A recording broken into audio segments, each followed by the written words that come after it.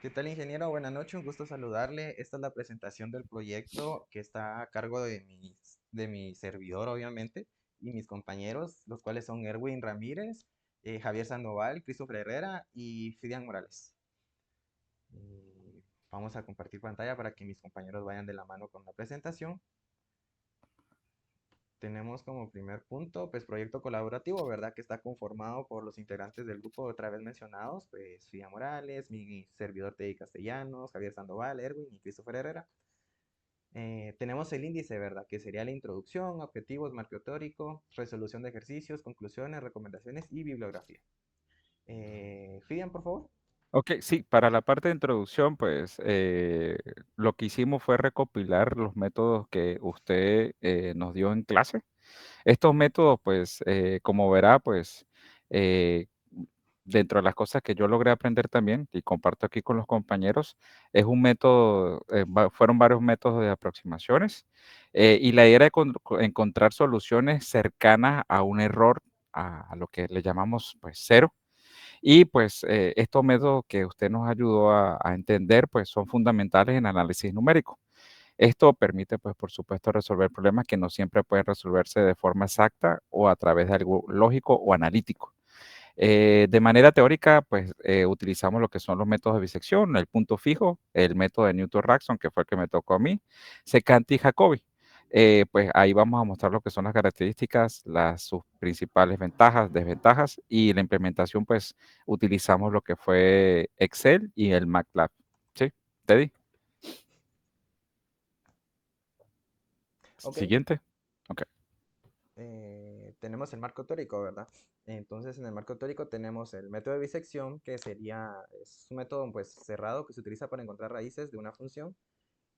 Pues podemos verlo también en un intervalo, ¿verdad? Sería para encontrar en la parte de XR, siempre evaluando también si el valor va incrementando o decrementando, haciendo los ajustes que ya se tienen como reglas para poder llegar a la raíz más exacta del mismo método. Tenemos el método de punto fijo, que nosotros también lo investigamos a pesar de que usted nos dijo que lo quitáramos del proyecto. Pues es una transformación de la ecuación, ¿verdad? De la función original con un valor cero, lo mismo con x y se aplican iteraciones sucesivas, ¿verdad? Similar al método de bisección. Y tenemos el método de Newton-Raphson, que es un método, pues, que también es abierto y que se utiliza la derivada de la función o la prima también conocida. Esto se aplica, pues, la fórmula que también sería el valor que estamos evaluando menos el valor de la función original sobre la función, la derivada de la función o la prima de la función para encontrar los valores y acercarnos a la raíz. Tenemos el método secante, ¿verdad? Que es un poco similar a Newton-Raphson, perdón, pero es un poquito más simple, ya que pues tenemos dos valores, tenemos una ecuación y tenemos el valor de la raíz que se va aproximando. Normalmente este se encuentra en unas iteraciones mucho más rápidas a comparación del de Newton, ¿verdad? Y tenemos el método de Jacobi, que es un método pues también iterativo para resolver sistemas lineales, ¿verdad? Que serían ecuaciones de primer grado y así que tenemos una solución inicial y también pues una diagonal de una matriz. Pueden ser hasta tres matrices que tenemos con un resultado para poder encontrar las diferentes incógnitas de la misma. Fíjense. Ok. Tenemos la resolución de ejercicios. Entonces vamos a cambiar de la pantalla, perdón. Y nos vamos a ir por el método bisección, que es el que me tocó a mí, ¿verdad? En este caso, o yo, quise utilizar la ecuación de x al cubo menos x menos 2, ¿verdad? Para poder encontrar los valores y utilizamos el xi menos, perdón, menos 2 y xu 4. Y como usted podrá ver en las fórmulas, nosotros pues todo lo trabajamos de forma mucho más práctica para encontrar el promedio de xr, ¿verdad? Que sabemos que es la suma de los dos dividido, pues 2 obviamente, como es un promedio. En esta pues evaluamos la función original para encontrar la xi, lo mismo con xr en esta parte. Y tenemos la multiplicación de los mismos que queda un valor positivo, entonces el signo sería, perdón, no tenemos error obviamente porque es la primera iteración y nos queda con un valor positivo por la multiplicación de la función de xi por xr y sucesivamente estos cambios también podemos ver evaluados, depende si fue un mayor que o menor que los cambios en xi o en xu, en cual sea el caso. También pues utilizamos una función si para determinar esto mismo, ¿verdad? Para qué lado tenía que quedar el símbolo. Seguimos con el método de Newton-Raphson. Con el método de Newton-Raphson, pues lo que hicimos fue utilizar la función de x al cubo menos x menos 1, donde x es igual a 1. No sé si te pudieras parar más arriba, perdona. Ajá, en la función de x, lo que hicimos fue sustituir ese valor de 1 dentro de la función, dándonos, pues, digamos, la derivada en la función de método, perdón, de la función de x siendo 1, nos dio que la prima es 2. Entonces, si le damos doble clic en donde está función x en la parte derecha, perdón, ahí es correcto. Sí, ahí lo que vimos o lo que se está mostrando, pues, es el valor elevado al cubo, menos lo que es la I7. La I7 es, pues, utilizamos el valor de la, no, ahí estás Iteración poniendo, siguiente, anterior. sí, es que ahí estás dando la iteración ya un poco más abajo. Si pudieras utilizar la primera nada más para darle la, sí, ok. Sí, ahí lo que utilizamos fue elevado al cubo menos el G4 que es el valor de X1, G4, sí, G4 y menos 1 en este caso.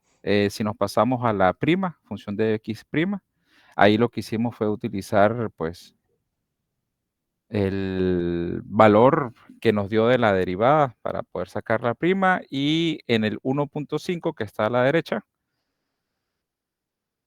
¿sí? Ahí lo que estamos utilizando es la fórmula que es específicamente de xn más 1 es igual a xn menos función de xn entre la prima de xn. Esa fue la fórmula que utilizamos para obtener el valor del error. ¿Sí? Este valor, pues lo que hicimos fue ya colocarlo del lado izquierdo y hicimos sucesivamente, pues digamos, de forma secuencial, los valores siguientes. Eso fue lo que hicimos para Newton-Raphson. Y aquí está la gráfica de Newton-Raphson y también se me olvidó mencionar la función de método de bisección. Y mi compañero Erwin va a explicar método secante, ¿verdad?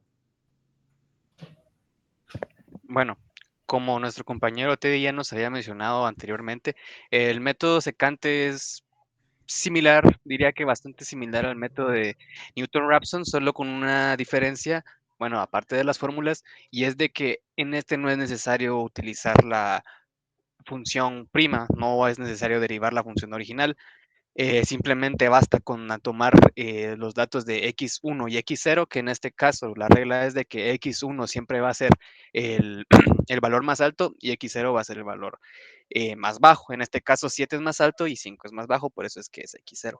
Bueno, entonces en este caso lo que tenemos que identificar sería evaluar, evaluar el número 7 en la función, que nuestra función es x al cuadrado menos 3x menos 4. Entonces, al utilizar la fórmula, nos quedaría que, por ejemplo, en la fórmula no se ve tan implícito, pero nos quedaría que sería un 7 al cuadrado menos 3 por 7 menos 4, y eso nos da un resultado de 24, que como pueden ver, sí concuerda con la fórmula que hemos utilizado en la hoja de Excel. Lo mismo hacemos con el número 6. Lo metemos a la función, evaluamos y perdón, evaluamos el número 5 en la función y eso nos da como resultado el número 6. ¿Ok? Esto es utilizando la fórmula, ¿verdad? Sería 5 al cuadrado menos 3 por 5 menos 4 y eso nos da el resultado de 6. Ahora, como siguiente punto, tenemos el x2, que el x2 en este caso sería como el valor que se va a heredar a la siguiente iteración, por eso es el más importante. Este se averigua, o sea, utilizando la fórmula que es xi menos la función de xi menos xi menos 1 menos xi partido la función de xi menos 1 menos f de xi. ¿Ok? Entonces, ¿a qué se traduciría todo esto? Sería el uso del x1, que sería 7, restando al 24, que multiplica a 5 menos 7, todo eso partido 6 menos 24. Eso nos da un resultado de 4.33. ¿Ok? Una vez ya encontrado el x2 lo vamos a utilizar para encontrar el error, que el error se encuentra, disculpe, es con 4.33 menos 7 dividido 4.33 por 100, que se podría traducir a xr nuevo menos el x viejo partido el x nuevo multiplicado por 100, y eso nos da un error del menos 61.66%, pero por la configuración de la hoja de Excel que tenemos más decimales, perdón, se resumiría a ese número que tenemos ahí en pantalla, que es el 61.5384. Ok, ahora ya que tenemos ese dato, el 4.12 de x2 que dijimos que era el importante, ese ahora se convierte en el nuevo x1 de la segunda iteración. Perdón, leí mal la iteración. El 4.33 se convierte en el nuevo x1 de la nueva iteración. Y el que era xy anterior se convierte en el nuevo x0. Y tendríamos que repetir todo el proceso en las siguientes iteraciones para poder llegar a las 5 iteraciones, que por regla ya no va a pasar de 4. Y más abajo tenemos la función que, como podemos ver, intersecta en el eje x en 0, ¿verdad? Que intersecta en el punto -1 y en 4, si no estoy mal. Sí, Muchas gracias. gracias, Ero.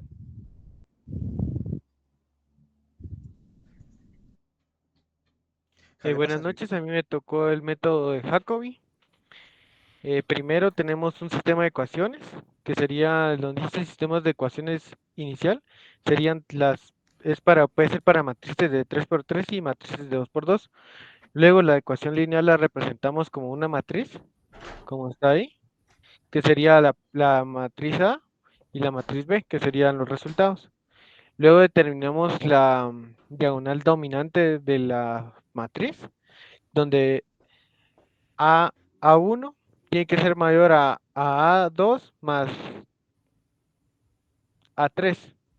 Y en la siguiente sería A2 tiene que ser mayor a A1 más A3.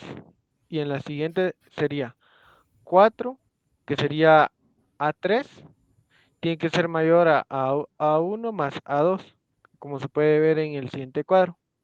Y como cumple, podemos usar el método de Jacobi.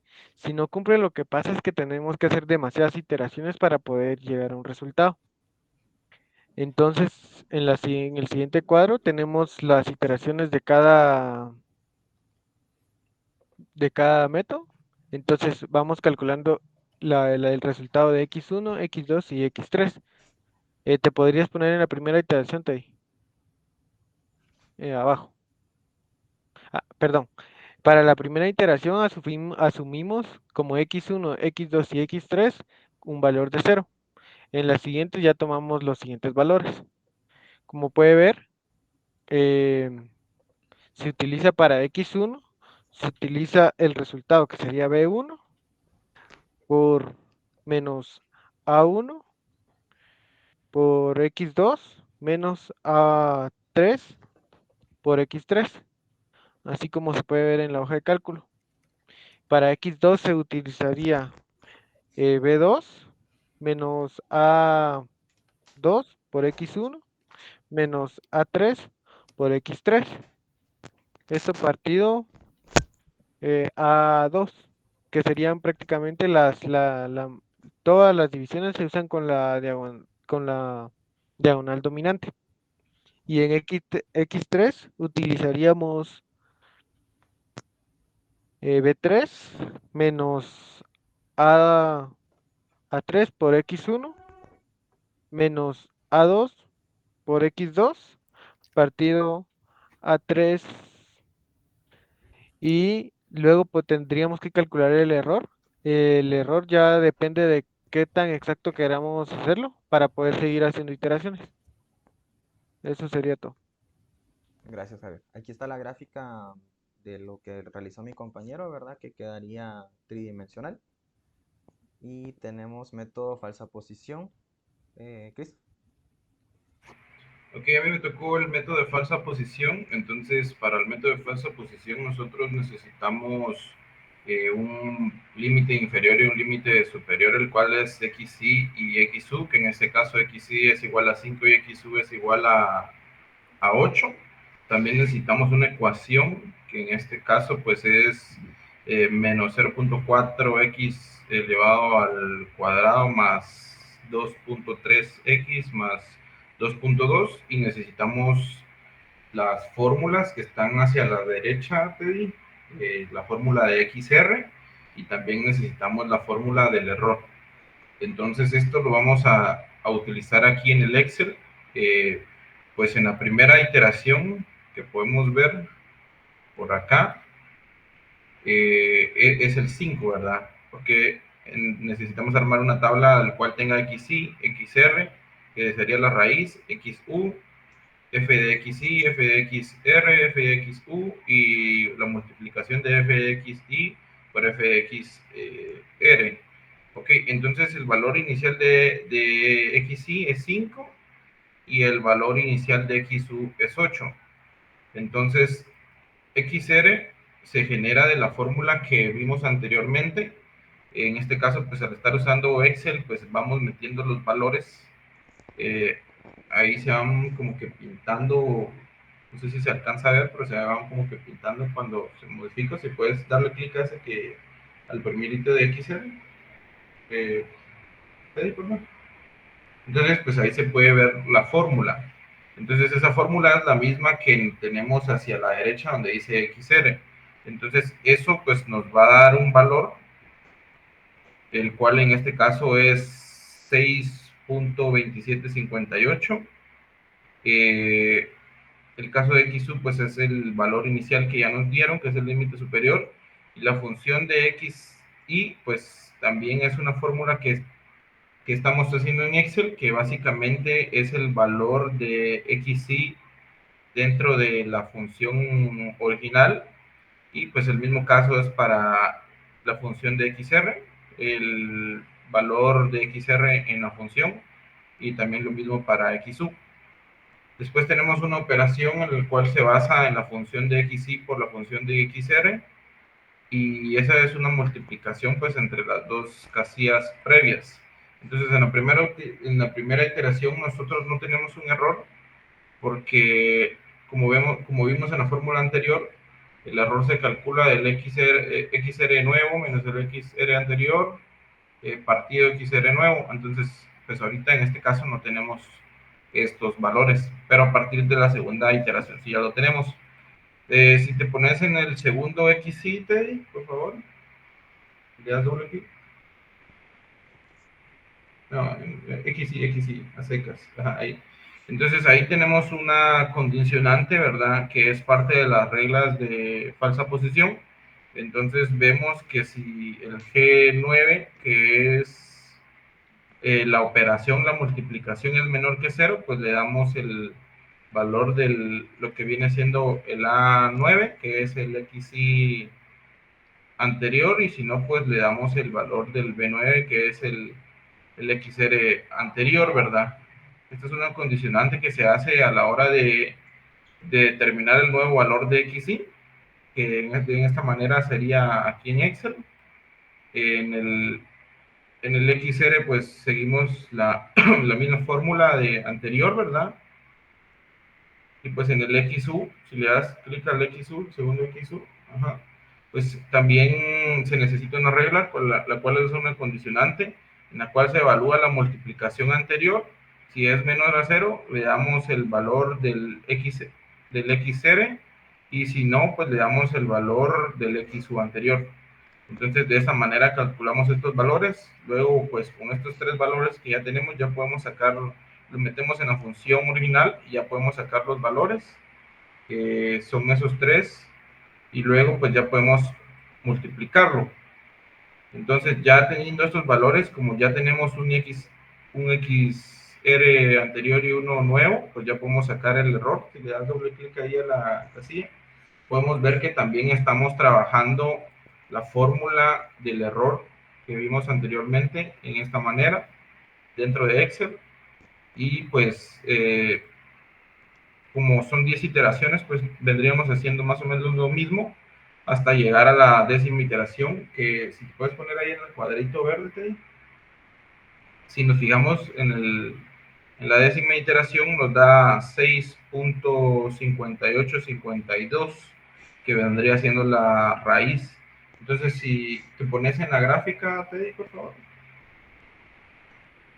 En la gráfica vemos pues que la raíz aproximada es la que mencionamos anteriormente, y pues vemos el punto en donde está. Y eso sería todo. Gracias. Ok. Eso sería la parte de resolución de ejercicios. Entonces, las recomendaciones que están hechas por mi compañero Fidia. Sí, no sé si está antes de conclusiones, recomendaciones, Teddy, perdona. Perdón, Sí, sí. sí, para la parte de conclusiones, pues podemos tener en cuenta lo siguiente, que los métodos iterativos son herramientas poderosas para la resolución de problemas numéricos, especialmente cuando las soluciones analíticas no son viables. Cada método, pues por supuesto, tiene su condición particular donde hay una aplicabilidad y convergencia, por lo cual es esencial que evaluemos el contexto antes de elegir uno. Definitivamente saber pues cuál se adapta mejor al método. Otra cosa que también hay que tomar en cuenta como conclusiones, pues que la implementación en Excel y en MATLAB permite visualizar pues un proceso iterativo y facilita la comparación, que hacerlo, por ejemplo, como lo hemos tenido que hacer de manera secuencial los sábados, que sí definitivamente para llegar a ese error, pues es bastante, es engorroso y hasta hay veces que definitivamente nos equivocamos por un dato, ¿ok? Para la parte de recomendaciones, pues como equipo, pues llegamos a estar de acuerdo que la idea es poder usar métodos cerrados como bisección cuando se tiene certeza en un intervalo con cambio de signos, métodos abiertos como Newton-Raphson, que cuando se busca mayor velocidad. También comprobar siempre las condiciones de convergencia antes de aplicar métodos como puntos fijos o Jacobi. Validar los resultados numéricos con métodos alternativos cuando sea posible, en este caso una validación adicional, y utilizar herramientas pues, de computadora para automatizar ciertos procesos y, como lo era lo que le estaba haciendo el comentario, era de minimizar estos errores humanos.